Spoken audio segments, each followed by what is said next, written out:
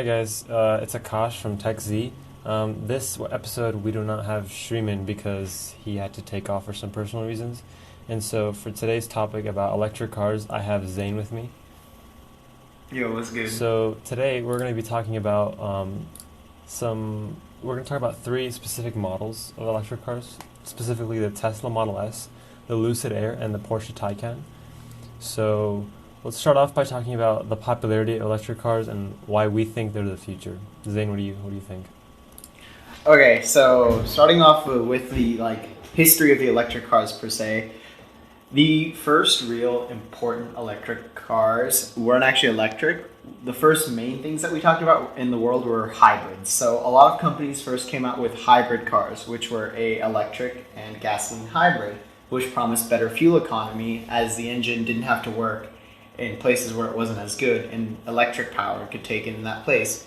But since the evolution of that, we've gotten to see a reality where electric cars are more feasible. So the first electric car that comes to mind when I think of the first electric car that was big was in the UK, and it was a car called the G-Wiz. It was a very small car. It was two seats only, size of an original 1960s Mini Cooper, and it wasn't very. It was a very rudimentary electric car, but it was very popular because for short city driving, you didn't have to pay for gas. It took up very little space, and it was very efficient.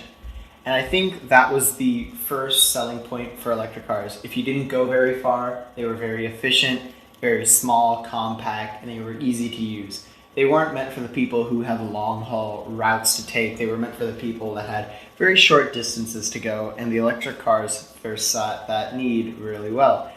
Now, however, we're moving into an area where electric cars are trying to dip into the markets of where not where gasoline-powered cars are. So the longer range, the bigger cars, and today we're going to be talking about the more performance-oriented sedans. So Tesla, Lucid, and Porsche.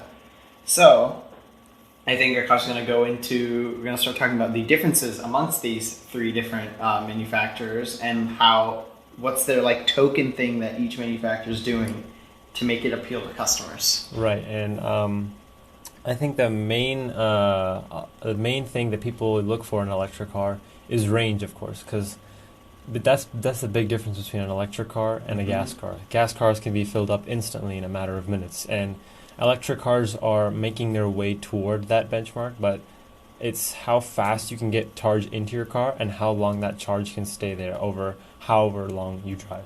So the Lucid Air and the Model S, as well as the Porsche Taycan, have been the talking points of 2020. The Lucid Air debuted earlier this year with a starting price of about $70,000. And I think the Model S is like a direct competitor to that because it's around that $70,000 mark as well. Recently they dropped the price.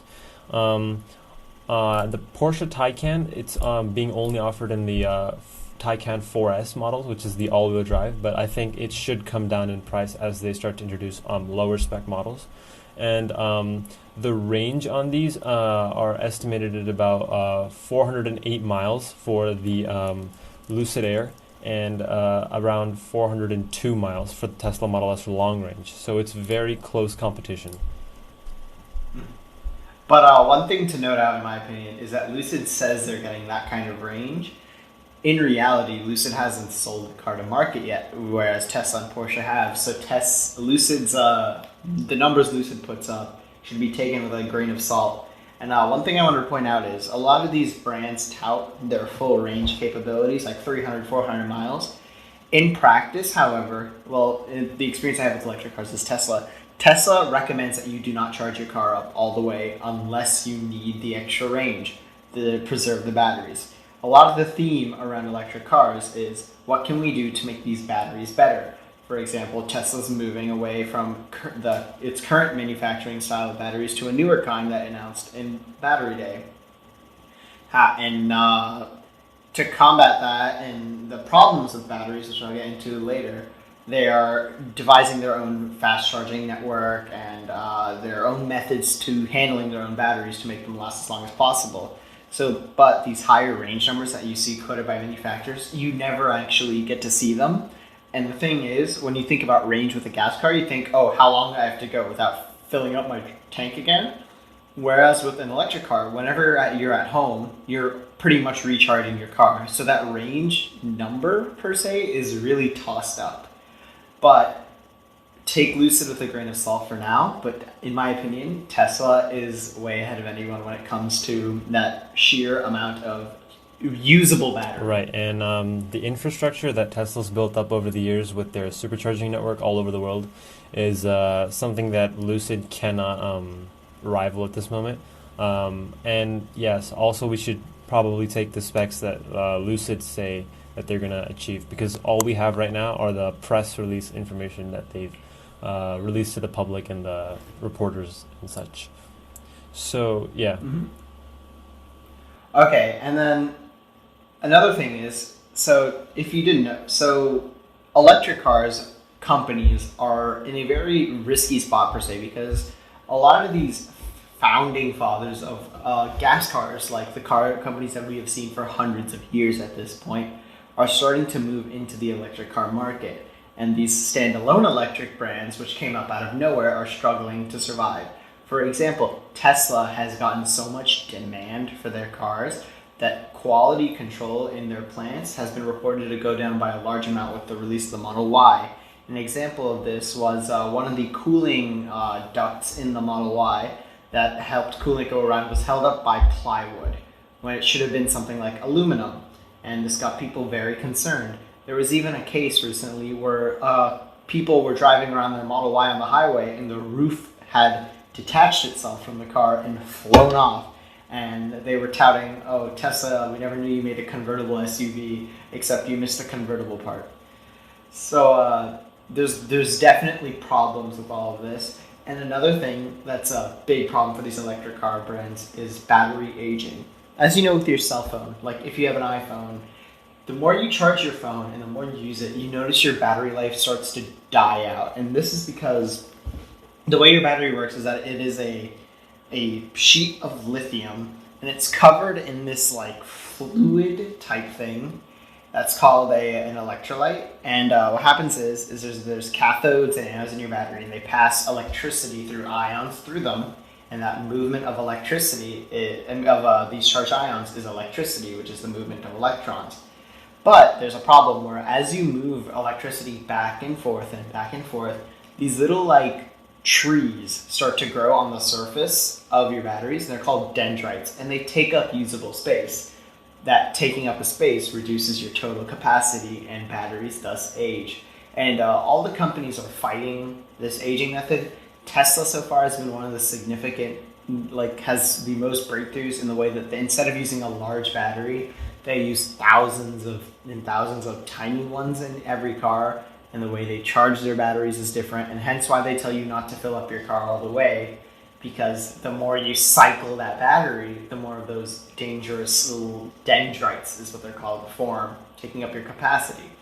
And although charging time and availability of charge is a problem, we also need to make sure that these cars can last. Because keep in mind, the oldest electric cars that we can go out and buy is like a first-gen Tesla Roadster, which if you can find it, that's one thing.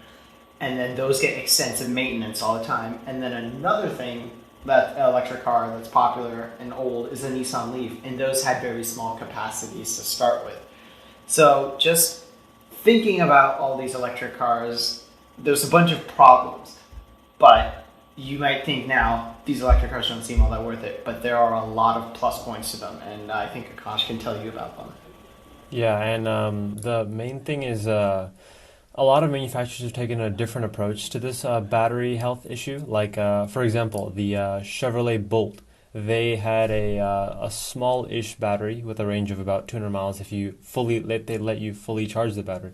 But they built this sort of buffer in the top 10% of the battery, and they only let you charge up to 90%. So as your battery starts to degrade more and more, they let you have some of that buffer slowly. So you always maintain that linear amount of range. So you always have that for about 4 or 5 years. So you can always have that range that they always marketed to you for a longer period than, say, an electric car that lets you use 100% of the battery to charge it. So yeah, it's interesting.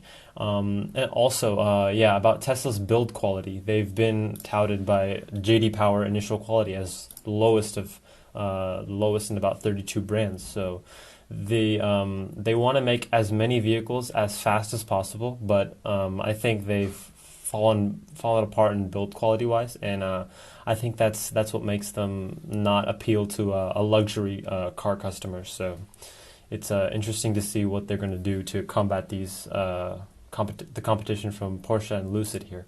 So let's talk about performance with these three electric cars.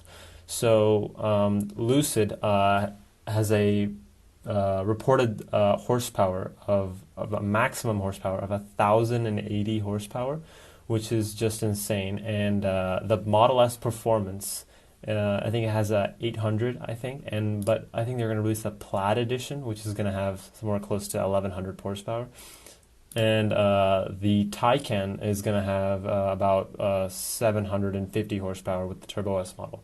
So they're all really fast cars, but I think the main thing is the acceleration. That's what's so appealing to electric car performance customers, because of the instantaneous torque that they give off the line, and there's no other way to get that without electricity. So I think that's something that's very appealing to a lot of customers. So what do you think, Jane?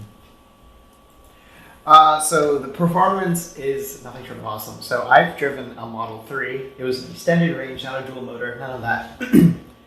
These electric cars have instant torque. And when you hear instant torque, you think, oh, torque, that's trucking, blah, blah, blah. It's one of those things that's very hard to explain unless you've experienced it. So when you're in a conventional gasoline powered car and you put your foot down, you have to wait for your transmission to change down a gear. You have to wait for your RPMs to catch up so you can be in the power band. All of that issue with electric cars, that responsiveness that you have to deal with, like a lot of, for example, in higher end sports cars, a lot of the goal is that your engine is very responsive. So like when you put your foot down, it immediately is ready for you to go and it doesn't feel laggy. With an electric car, by definition, there cannot be any lag. All you're doing is just opening and closing electricity rather than having to spin hundreds of little parts inside an engine. So the thing about electric cars is when you put your foot down on the gas pedal, you immediately get all the available power. There's no delay. It's completely there. And it catches a lot of people by surprise. Like, I never expected it to be there, so I put my foot down for the first time. And this car that only had 300 horsepower. It didn't occur to me that 300 horsepower was going to slam me into the back of my seat and make me go look down at the speedometer, which wasn't there. It was on the right side because the Model 3 doesn't have gauges. It just slams you into the back of the seat, and that is on a not sports spec car. It was surprising, the performance gains. Now, these cars also have a drawback. Although they have that instant torque, because they have to carry around all those batteries, electric cars tend to be heavier. And because they have to carry extra reinforcement for those batteries, all that weight that's usually in an engine, well, now you have to deal with electric motors and the battery pack. So some loss might be there. But when it comes to comparing gasoline cars and electric cars for performance, these electric cars will be able to do so much more than we could ever imagine. An example of this is there was a video that went viral a few years ago. It was a Tesla Model X, the SUV that Tesla makes, the most high-end model they made. They were towing, and they had a tow hook attached to this car, and they had an Alfa Romeo 4C, a really small 2-seat, 4-cylinder sports car that's known for not being slow, but not being super fast. Now, you had this SUV that was heavy, carrying a load behind it of a car. And on the other end of the drag strip, they had another Alfa Romeo 4C, the same car that the Tesla was towing. So the Tesla had to beat this small little sports car while holding the other sports car's weight. And because of instant torque and the way that electric power works, because that Tesla could get off the line so much quicker, it beat this little sports car, and it was insane to watch. Now, these power numbers that Tesla, Porsche, and Lucid Air are all talking about, I think they're awesome to talk about, but torque is what we should be looking at, because torque feels awesome in a car. And talking about other performance, yeah, Akash talked about the Model S Plaid, talking about how Tesla is starting to get actual performance-based competition with the Taycan Turbo S, which is a terrible name considering they called it a turbo and the car didn't have a turbo on it. But whatever. The competition is starting to tense up, and with competition comes innovation. And I think in the next few years we're going to start seeing electric cars that are properly mentally fast. And one thing I want to talk about is another important challenge is when you're driving these electric cars, heat becomes a very significant problem. This is because, well, the flow of electricity, if you're doing it through a wire, the wire is going to have some minuscule amount of resistance. If you put down your foot and you're cycling a lot of electricity through these batteries, they're going to heat up. And the Tesla and the Porsche have cooling systems, but keeping batteries at an ideal temperature is really important to their performance. So I think the Tesla only lets you launch your car a certain amount of times, and you have to have breaks in between intensive driving so the batteries can cool down. And as you get lower and lower in the percent portion of the battery, that current starts to slow down. You're not getting as much amperage, so you're losing performance the more and more your car moves. And I've heard personally that the Model S, the more and more you step on it, the less and less it works. But with the Taycan, I've heard that it is completely the same time every single time from 0 to 100 to dead, which I think is amazing. And now Lucid, I think, they're touting performance in their vehicles, and their vehicles look amazing. But I think they're focusing more on the luxury aspect of the automobile than they are performance. Now, with an electric car, performance doesn't come from as much changing a lot of fine parts and tuning. It's more creating a good platform and then wringing out what you can of the platform. Personally, though, I have never worked on an electric car or designed one, so I take my opinion with a grain of salt. But I think Lucid is going more for the luxury portion of the audience more than the performance, but they're putting in performance because why not? And as these companies get better and better and motors get better and better, I think we're going to see the horsepower per dollar hit an all-time low in the future. Because I'm reading right here on the Verge's article about the Lucid Air, they want the car to pack over 1,000 horsepower and have a price of under $80,000. Saying that is mental because that is cutting a little bit higher for price per dollar than the most efficient one that we've had before, which was probably the Dodge Challenger head cap, which is 707 horsepower for $50,000 or $60,000. And seeing not only horsepower go up, but the price go down is something awesome I think about electric cars.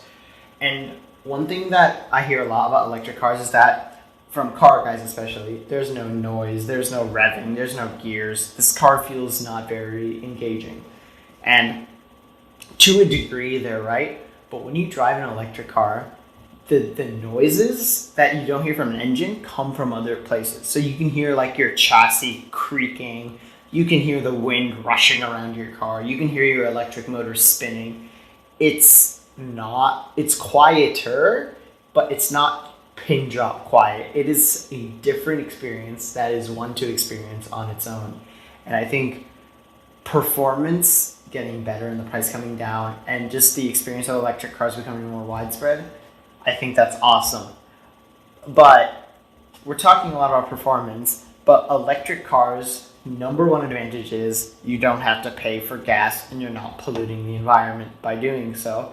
And I think in the next segment, we're going to start talking about electric cars that are more affordable and what we've seen that market flourish into, from being started with that G-Wiz I talked about earlier, that small thing, into a place where if you want to buy an electric car, you have options now instead of having to settle for one thing and companies making other things. So I'll let Akash transition us in. We're 20 minutes in. All right, so we're gonna talk about the electric cars and the fundamental stuff that started off a couple years ago, right after this ad break. This episode was sponsored by Anchor.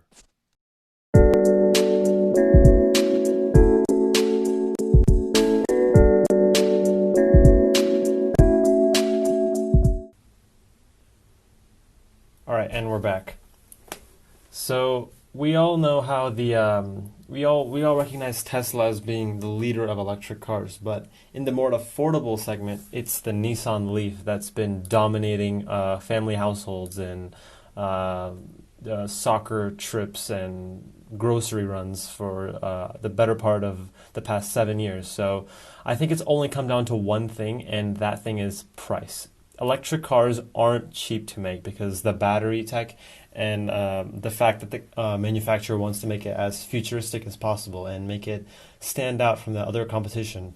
That takes cost and that takes design work. And so, investing money into design and the battery tech and making the car look futuristic is just going to add to the price. I think what Nissan did was just give the fundamentals for an electric car, a solid range with about 150 to 160 miles, a really low price tag comparatively to other electric cars at about $30,000, and tax incentives to families that bought it. So when it came out, they got $7,500, which is a really big chunk of the money of the car. So having an electric car for under $25,000, that's really compelling considering the fact that you don't have to pay for gas.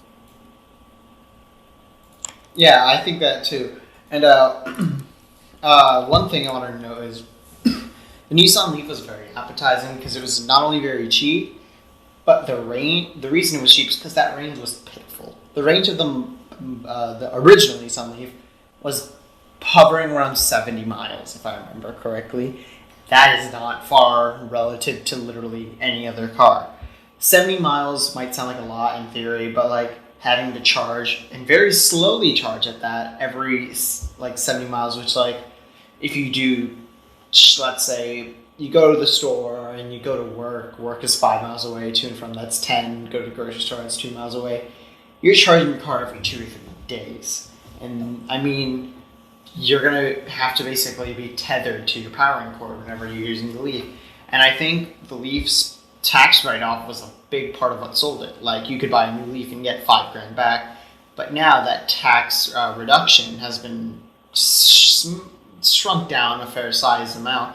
And I think, and then the Nissan Leaf was redesigned with more range and more, they moved it more upmarket, and I think Nissan is starting to see a drop in sales of the Leaf because it is charging Model 3 money for not Model 3 power and usability. Like, when you hop into a Nissan Leaf from 2020, you don't think that you're in a car from the future. There is still all the buttons and all the stuff like that. You're driving this thing, it doesn't feel that great. It feels like a Nissan, but with an electric motor. And if you go to Nissan.com right now, NissanUSA.com, you click Nissan Leaf, the top of the line model hits $40,000.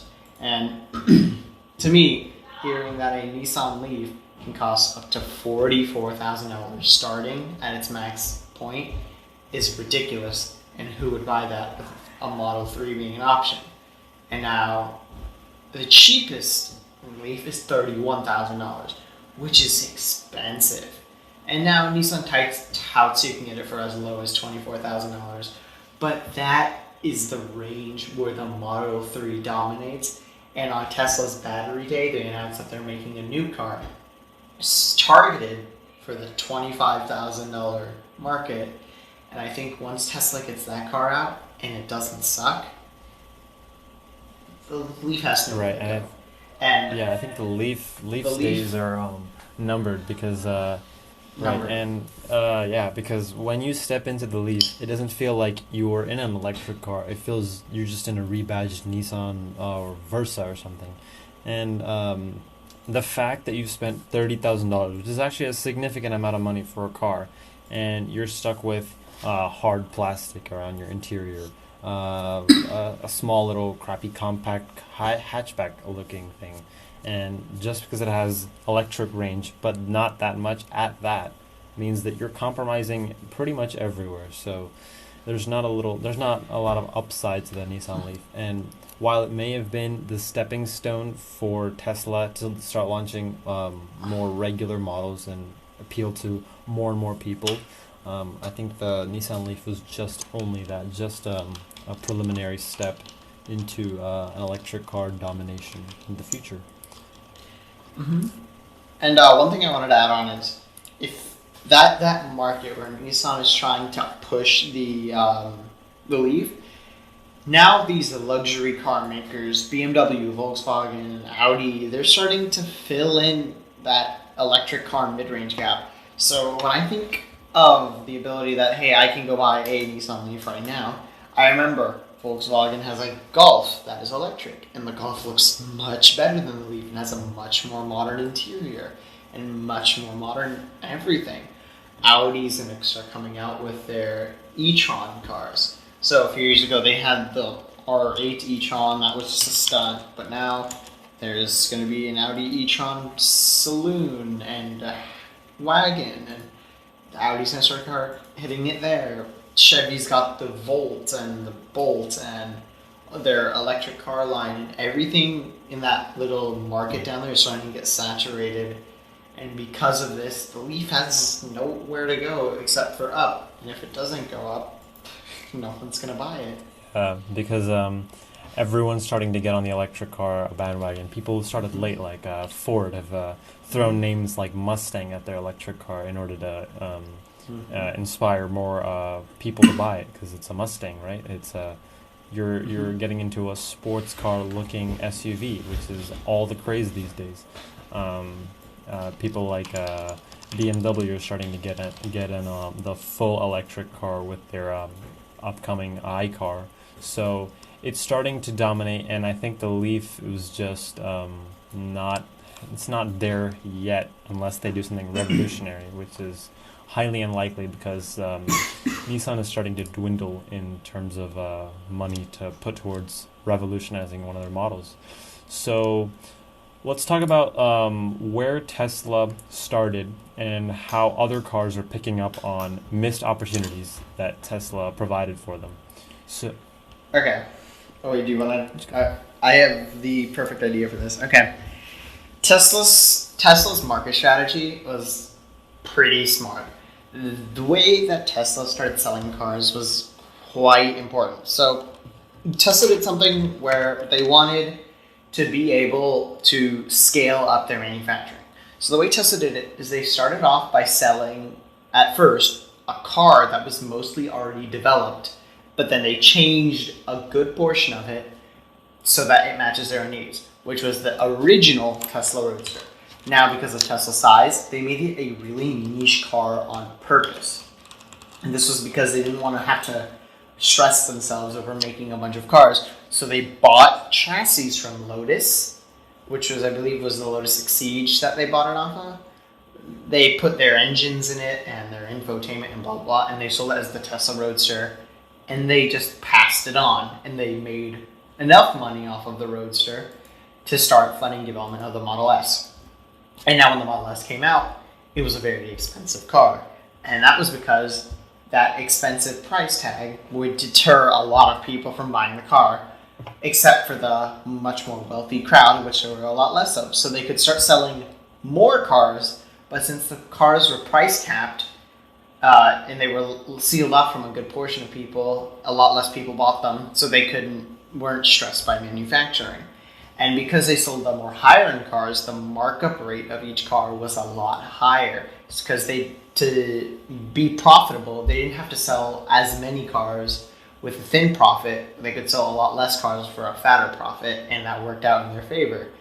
Then once that started picking up, then you saw the Model S starting to become popular. Then you heard about the Model 3 being announced because they made enough profit off of the Model S that they can start selling cars with a thinner profit margin.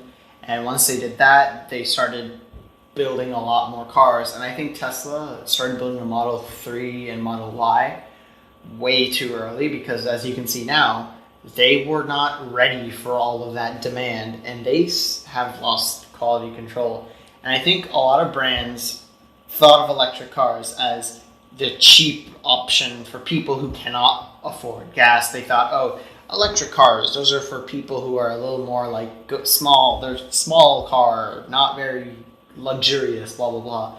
And I think Tesla, by taking the high-end approach first, really cemented themselves down. And you can see other brands like Porsche starting to go higher in electric. All the big brands starting to move their cars from gas to electric. They're trying to convert existing models. They're trying to redo like a facelift to other models. But I think the one thing that Tesla got down really well was they catered to a smaller and then widening audience instead of trying to create the best deal first.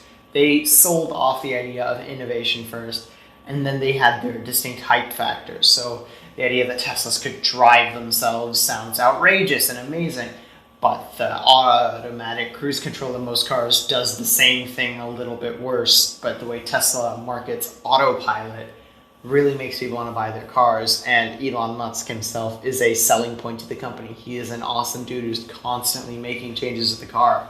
Tesla owners love the fact that when they have their car, it's constantly changing. It's not like the same car. Sometimes you'll get more power in an update, more range, more this, more that. The car's just being optimized, and it's awesome.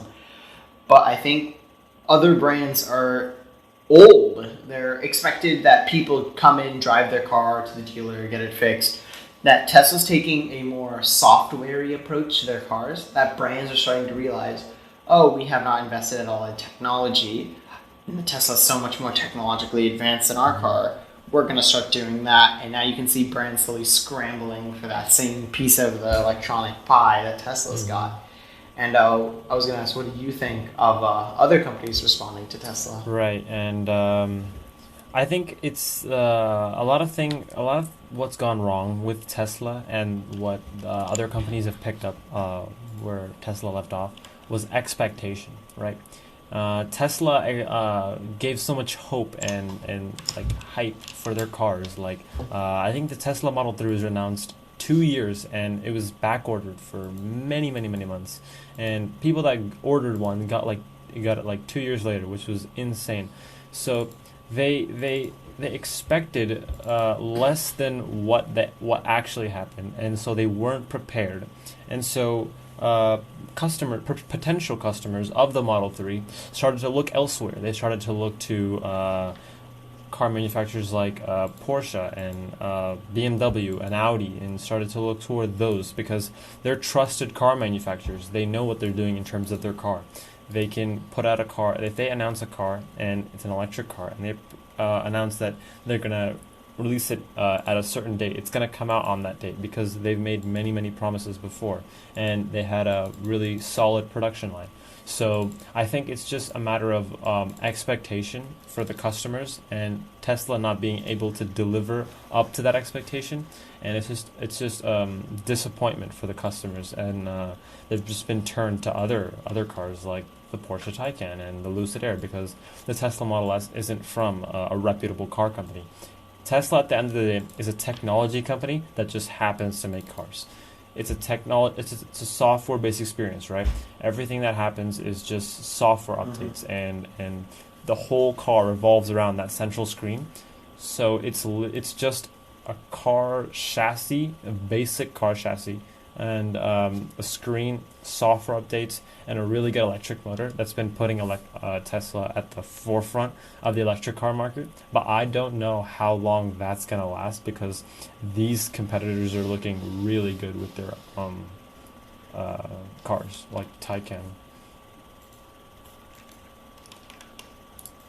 Yep, that's what I think. And Tesla's severely lacking in craftsmanship, which a lot of people are looking for. Like Porsche knows how to design all the little details to be awesome to you, and then Tesla's like, we'll just take a big screen on it and make it the best software experience you ever had. A lot of people are like, oh, do you want this flavor or that flavor of an experience? And I think Tesla's design is getting slowly better, but the main thing I don't like about Tesla is like, they'll announce something and be like, oh, we're making this, and then you just never hear about it again. Like Roadster, I think the Tesla Roadster, the 22nd version the second version was announced almost 2 years ago now. I think it was at the Model 3 event where they teased its successor. Long time ago. I think it was about, And let me check. Tesla Roadster 2.0. I think it was 4 years ago they announced that thing. Oh, was it 4 years ago? I remember it's 4 years. They announced it that it would come out in 2020. It never came out. So in 2011, they ended They said the Roadster would come back in 2014, and they teased it in 2014. 2015, they suggested more information, and then the car was shown off in 2017, like officially. So it's going to be 3 years, November 16th, when this car Roadster had been teased. And the people who have paid for this car still have no information whether when they're getting it or not. And Tesla keeps teasing other things like, oh, we're going to put gas thrusters on the car and blah, blah, blah, blah. But none of these people have gotten their car yet. And nobody really knows when they're going to be getting the car. Right. And this is the same thing with the Cybertruck, yeah. Cybertruck, yeah. So they announced that, I think, the end of last year, right? And yeah, it was last year, because I remember the glass incident. Right, in the end of last year, and they released they announced the release date, which was like 3 years in the future. And I remember thinking, why would they announce a car that's going to be 3 years old by the time it comes out, right? People are gonna like, it's not a thing that like harvests hype over 3 years. Like, that's a lot of attention it needs to grab. And it did grab a lot of attention with its weird design that's very bipolar. So I mean, a lot of people don't like the Cybertruck. I think it looks cool in a way. It looks like spacey. But I think those people who want an electric truck, put your money on Rivian. Right. Rivian's another truck manufacturer that are trying to make electric trucks. And theirs looks much more promising. They've made an actual car, and people are loving Rivian. They raised $2.5 billion, and I think they just look more normal when compared to the Cybertruck. And they have been providing updates on what's happening. And Tesla acts like normal is a bad thing. Like, they don't want to be normal. But sometimes normal is what you have to be in order to compete with other normal trucks, like the Rivian and some of the other trucks that are coming out. The Rivian, for example, has been so successful because of all its backing from Ford. Ford has given it so much support and financial advice that it's been able to crank out both the R1T, which is their truck variant, and their R1S, which is their SUV variant. So they've nailed down two of the biggest segments in the car industry, and if they get it right and look at all their specs and stuff, I think it's a really strong competitor for Cybertruck, especially for those people that don't like the looks. And the fact that Rivian has given the users a date, which they have been following up on. They're saying that August in 2021, you will start seeing trucks. Production is going to start. And I think that's great for people that have bought the truck. They get a date that is not 5 years in the future. It is next year, which is a reasonable amount of time. It's a third of the time that Tesla advertised. And I mean, it feels more realistic. And I mean, yeah, Cybertruck is Cybertruck, but at the same time, it just feels very crude. And as a lot of people said when Cybertruck came out, people thought it was a joke and wasn't a real product until Tesla was taking money for it. Yeah, and I think Cybertruck is the only reason anyone would want to buy a Cybertruck, despite the looks, would be probably the price. It's much cheaper than the Rivian, but sometimes money isn't a factor when your car isn't as well built as a Rivian, or as good looking, or as functional. So all these promises that Cybertruck Tesla has made about the Cybertruck at the launch of it haven't been living up to the hype so far. But I think once it gets out and into the hands of reviewers, I think we'll see where Tesla really cut the line, so it could bring that price gap down to that $40,000 it advertises. So let's end off the podcast on what's your personal preference out of these three electric cars and why? I mean, it's a real hard choice, because if I was buying an electric car, I would go for the Tesla 100%. There's more value for money there. But if I had infinite money, I mean, from what I've heard, the Taycan just drives so much nicer. It feels like a sports car and not a thing that Tesla's put together that just goes fast, and then once it goes fast, it's done. And I think if Porsche just goes a little harder on the software experience, but keeps that like Porsche experience, that car's gonna be awesome. Right, right. Nothing short Right, of right. And I awesome. think, And yeah, Tesla is basically just a rocket ship in a straight line. Once you get to that bend you see up in the corner, it's over. It's a heavy, mhm, almost 5,000 pound car. It's a sedan, so at the end of the day, you're going to be mhm, feeling that same kind of weight you're feeling with something like an S class or something like that. So I think that's where the Lucid Air is coming in. So the Lucid Air is supposed to be sort of a 7 Series or an S class competitor with the sort of luxury electric sedan space. So I think it's pioneering mhm. that, and in that sense, I think that Lucid nails it. It's a really good, gorgeous looking car.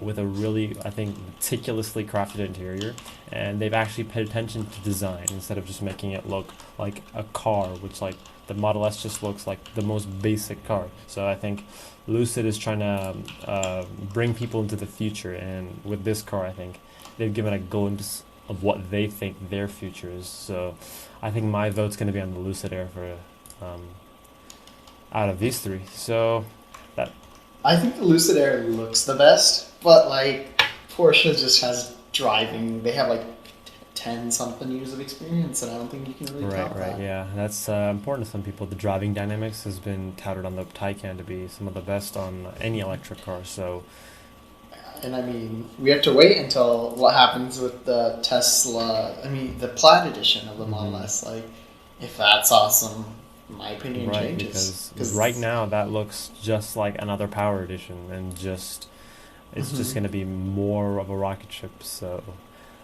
we'll see when it comes out, and we'll most definitely make an update. So that's been it, hmm guys. We'll catch you on the yep. next episode next week, probably. So that's it. See ya.